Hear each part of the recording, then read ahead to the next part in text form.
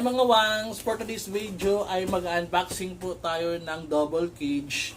Dumating na po siya yung in-order ko sa Lazada.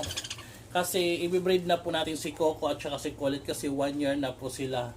So hopefully mag-offspring po sila at magkaroon tayo ng maraming kakatel. So tara, i-unbox na po natin to.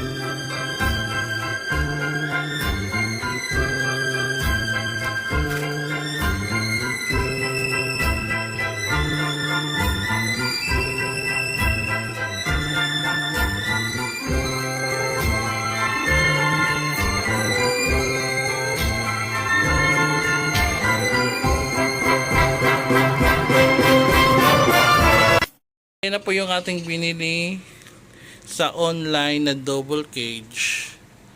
Dito po yung dalawa, ito po nest box, lagay ng nest box. So hindi muna natin ngayon ilalagay sa taas kasi nga antay ko pa yung in-order ko nest box. Ayan. Ayan o.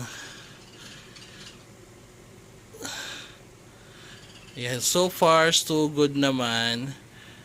So, antayin natin ang next box bago natin i-assemble sa taas. Okay, thank you for watching mga wangs.